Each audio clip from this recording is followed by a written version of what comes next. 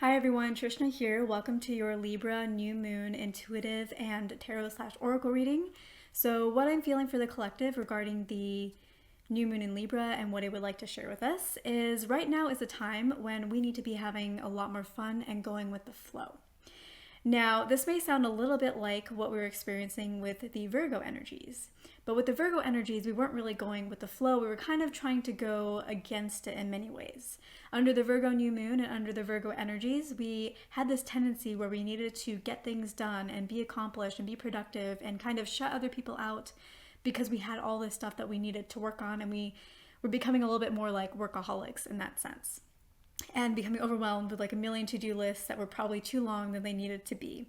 And the guidance that we got there was, hey, you need to step away from that and you need to open yourself up to being able to socialize. Even though it's not what you want to do, you need to kind of go against that and honor the Pisces full moon energy and step into trying to have more fun.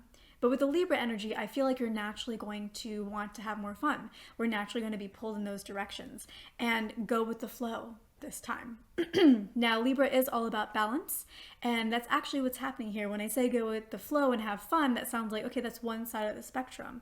But actually, we are achieving balance and we are achieving healing coming out of the Virgo energy. With the Virgo energy, there's a lot of criticism that we may have been giving ourselves, a lot of judgment that we may have been putting on ourselves, a lot of looking at ourselves and seeing how we didn't measure up in the ways that we wanted to. And so coming out of that, the Libra energy of focusing on fun and tons of opportunities coming to you for you to be able to have fun, that is the energies allowing us to kind of heal from some of the harsher energies that we may have been under from the Virgo side, and allowing us to heal along those lines and pushing us to start going with the flow instead of being quite so rigid as we used to be. So that is what we're supposed to be doing at this point in time. Now, don't go out and try to make fun happen. If you feel called to have a party or something like that, then go ahead. But otherwise, don't try to make it happen unless you are called to happen, because there will be many opportunities where you will be able to go out and have some fun. Remember, go with the flow, not against the flow. So don't make things happen. Go with the flow of the fun that is coming into your life, unless you feel called specifically to be the one that's calling everybody in for the fun.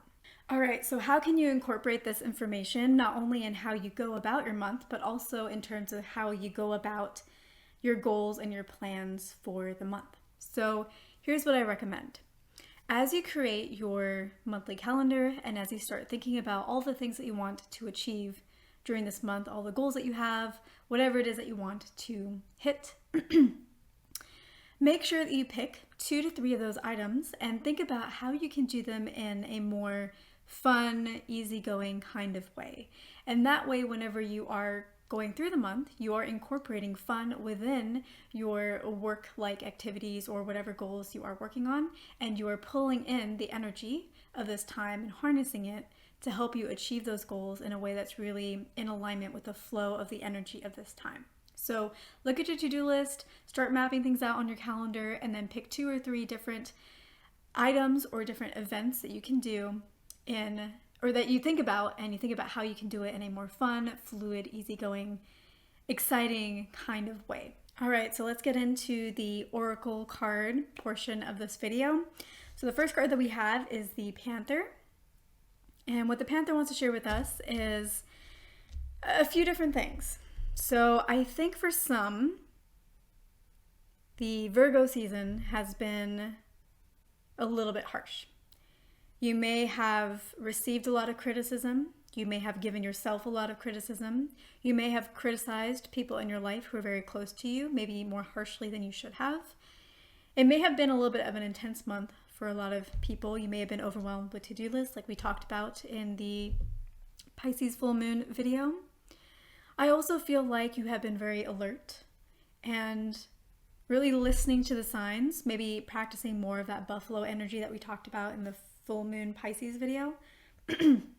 Being more observant, kind of getting a feel for which way the wind is blowing and kind of listening to that, being more aware of that. And in being more aware of that, maybe you don't yet know how to implement it, but having a better idea of how to navigate the world because you're listening to the winds, which actually that kind of ties back into one of the things from the Pisces full moon video, which is about not really moving or making a move or making a decision until you're very certain about something. So I feel like you were kind of embodying some of that energy moving out of the full moon Pisces reading. The next card that we have is the Elephant. So I feel like some of you may have come out a little bit worse, not worse for wear, but a little bit with a few scars here and there from the intense energies of Virgo and what you may have been going through, either through other people criticizing you or you criticizing them or criticizing yourself, etc. But you came out stronger. You came out stronger. You came out tougher. And I think one of the things that you really need to understand and be aware of is that you are so much more powerful than you think that you are. And when you really start to embrace having this internal dialogue with yourself and being self-aware, in that self-awareness, you have a lot more control over how you operate in the world and how you allow the world to operate with you. And through that self-awareness, again, like we talked about in the Pisces full moon video, you're able to break out of patterns that no longer serve you and bring in new patterns that do serve you, that then shift your perceptions, and then your perceptions are what create your reality.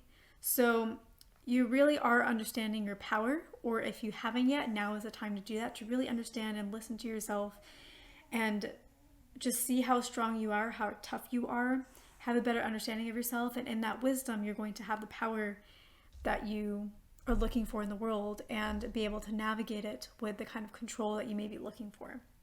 And finally, we have the Bee. So what I feel like the Bee is trying to tell us is there's always going to be work out there. Work never ends. There's always a to-do list that needs to be completed. There's always things that need to be cleaned and bills that need to be paid and places we need to go and people we need to talk to and jobs we need to go to and pets we need to feed.